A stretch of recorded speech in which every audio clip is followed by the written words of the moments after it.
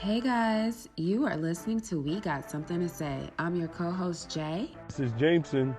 And this is Poppy. And guess what? We We We got got got something something something to to to say. say. say. Good morning, good afternoon, good evening, wherever you are in the world. You are listening to another taping of We Got Something to Say. And today we're discussing pets. We're specifically discussing dogs. And even more specifically, we're discussing pit bulls. So just a couple of days ago, his video has been surfacing, and it went viral where you see this pit bull. It's right next to this young lady, and we're going to play the clip for you. And then after you see the clip and how this pit bull is on top of this young lady, then we're going to discuss how we feel about that in pets. All right? So look at the clip. Sit down! No! Sit! No! Bishop, stop! Bishop, stop! It's okay. It's all right. It's okay. Calm down. Get on the floor. You get some food? You want some food? Sit down. Sit down. Sit down. Sit down. Sit down. No. No. Sit down. Sit down. Sit down. No. No. Sit down. Get on the floor. So you guys saw the clip. You saw Yeah. that ferocious beast on top of this young lady. Now, I'm going to let the team talk about it, and then I'm going to come in afterwards. So, yeah, you tell me. You saw that ferocious beast on top of that girl. What's your thoughts about that? I mean, it was really, to me, it was just alarming. And the way she was talking to the pet, it was kind of like, is this serious? Or is this some sort of joke, some sort of like Twilight Zone? I just couldn't understand. It was like she kept repeating these commands. The dog clearly didn't give a damn. It was really like this could really turn. And you know that like pit bulls are vicious.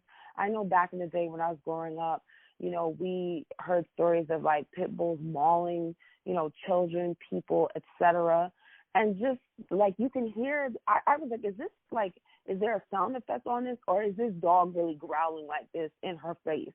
And she's just like, sit down, go over there, sit. And this dog is just like, I don't know what he was mad at, but it just didn't add up to me. And that dog would be out of my house that day, that minute. Like pet patrol, whoever these people are that call, you know, the animal patrol, they would be at my home getting this dog out of there, going to the pound. Like that he would have a one-way express ticket to the pound. That as soon as he got out of my grill, they would be on the phone, on the main line. And she had two of them. Like, that was just too crazy for me. I'm sorry. I don't do dogs, and damn sure not pit bulls. Yeah. Well, it was very interesting. I mean, when I saw it, honestly, I was looking like, you know, really scared for the young lady because I'm like, this is really wild, really wild. Yeah. Poppy, what you think about it? I thought it was crazy. You know, my brother has a pit bull, and I know a very close friend of mine who has a pit bull, and to me they just look pure evil. But from what I understand and based on my little experience with them, from what I understand, they are very loyal to their owners. And for me to see this dog just reconfirm my fears of having pets that are too big. That's the reason why I had a Boston Terrier, because it's small, and I always, in the back of my head, said that this is an animal, and animals are unpredictable no matter how much you train them, how loyal the statistics and research read that their temperament is. It's an animal at the end of the day, and I still don't trust it. So to me, that was extremely frightening. And what I did see as a former dog owner, I did see that the other dog paid it no attention. Like, I'm wondering if this is a frequent thing with this one dog, but the other dog didn't, get up at all to defend its owner. So that in itself was pretty alarming to me. But like Jay said, that dog would have either been dead or out of my house that day. I could. That's just too close for comfort for me. I couldn't do it. Yeah, now it's interesting that you say that. Now I saw some comments, and I'm going to read the comments to you guys, and then we can discuss that and just talk about dogs. I mean, of course, one of the ignorant comments was, "Where's Michael Vick when you need him?" Now, see, I don't like that. I don't like that because this is a serious situation. Wow. And y'all going to bring up Michael Vick. Now, don't be messing with Michael Vick. That's the homie. I'm just telling you. That's the ignorance out there. But one person said that the dog is agitated by the other dog in the room, not the girl. I know it sounds far-fetched, but all the growling and snarling is really focused on the other dog. He is actually pushing up on the girl like seeking retreat. He is reacting to the other dog in the room there. Otherwise, that hand that she put out would have resulted in an immediate attack if he was really focused on her. So that's from a dog. That's interesting.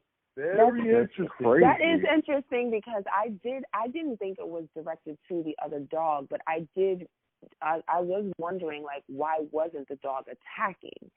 Because even though he was growling, it was like I was kind of waiting, like, you know, with my breath held, like, okay, the dog is, and then that didn't happen, which thank God it didn't. But it did make me wonder, like, what is going on? Still too close for comfort. He still would have gotten an express ticket out of there, but it was still like, oh, okay. So the dog was put down. So let me say this, and there was also some comments about whether the dog should have really been put down, et cetera, et cetera. So you guys talked about a couple of different pieces. The first piece is Poppy said he believes that these dogs are very loyal to the owner. This doesn't look like this was the dog owner. No. Okay, I said that's what the statistics and the research says. I said that it's an animal, so I don't trust it. And I'm gonna steal a page from my homegirl Hazel London. If you was beefing with that other dog, you should have been beefing with that other dog. Why would you take that to me? That's that. I don't have time. Wait a minute. Hold on. Well, that's what I meant. I meant that you were saying that statistically they say that these dogs are loyal to the owners. It doesn't seem like this young lady was the owner. It seems like she was someone that also lives in the house because he's not the owner of those dogs. At least that's what I saw. Or that's what I surmised. But the other thing was someone else did say, they said, you know, that dog had a quick, easy jump to her neck. I mean, it would have been really easy if that's what he wanted to do. So it was interesting that they said that. Now, my dad from the South, you know, he's one of those people, dogs stay outside. That's what you do. If you don't have a backyard for your dog or a front yard for your dog, dogs don't come in the house. And that's how we were raised. So that's the first thing, having the dog in so much proximity to kids, et cetera. Jay, you know, just touched on, you know, so many instances where these dogs have been attacking people, and the response is always, well, that dog was trained to be aggressive. And you have two sides. You know, you have the side that Poppy's talking about, the other one that they're trained to be aggressive. I remember watching an episode, a documentary on PBS, I believe, about pit bulls. And they were saying pretty much what Poppy said. As much as you train them, et cetera, you never know what can make an animal particularly snap. Right. So, and it was showing how those animals had snapped, and people had their stories about this, that, and the third. You know, why we don't leave animals where they at?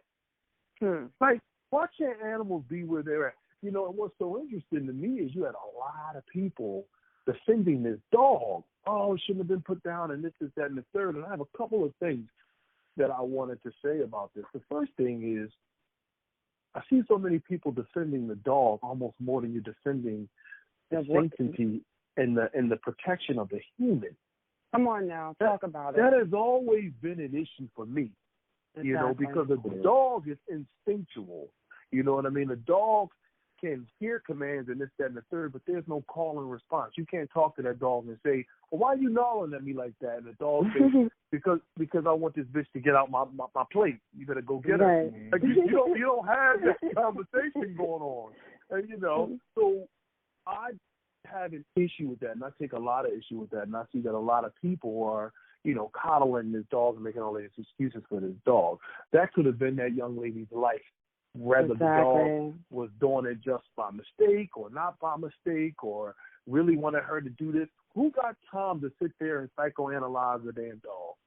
That's my take on it. But I will say another piece of this that I thought was very interesting is, and people were talking about that too, I saw it on Tyrese's page, and Tyrese said, I forget what the dog's name was. It was like Quincy or something. And Tyrese said, if y'all don't look at my post before this, I'm going to put Quincy on y'all. And a lot of people thought that was in bad taste, that you don't put something up there like that in order to get people to look at a previous post. Like sometimes people will put like, smiling things or something funny if they check my previous posts. But with the history of dogs and with Black America and how dogs were used in those facets in order to, keep Black people in line for protesting and other reasons, people just thought it wasn't in good taste. Tell me what y'all think about that. The same people that are defending that dog were probably the same people that were using the dog in that facet in which you referenced. And that's my belief, because I can't understand humans, valuing a dog's life over another human's life. And to me, that's extremely ridiculous. I mean, I could just, I can't comprehend that at all. And I mean, it's not, and a lot of people will point to, well, that was then. No, there have been cases very recent, in fact, one in Texas, where the dog was used against another human, in something that was very unsolicited, and it was definitely not needed in order to subdue the, so to speak, perpetrator. So, yeah. Right. Got you. Good. Jay, what do you think? I was just going to say that, Tyrese is known for being ignorant, and I'm sorry if that's not, the PC thing to say, but he just never, what my experience in, like, following him over the years is, like, he tends to just, speak and then maybe think later. But it's just, it was poor taste, and why would you, like, threaten to sick a dog on somebody because they didn't check your IG post? Like, this woman could have lost her life. She could have been seriously injured. And this is what you're using as, like, clickbait? It's tacky and ignorant. And I'm disappointed by that. And it's particularly, like you said, because this is a Black woman and you do have this history of, a canine's life being valued more than an actual human being. I mean, like you said, people ran into the post, you rushed to the defense of this dog. Oh, that's awful. And what about how the dog feels and this, that, and the third? But what about this woman? If this is, she could have been really, really feeling fear for her life. Like, come on. I think he's tacky. I'm sorry. I wish I could be more diplomatic about it, but he's a fool dog. Like, I can't. It's the Fool Dog Award for today. That's right. That's right. I'm giving my Fool Dog Award to him.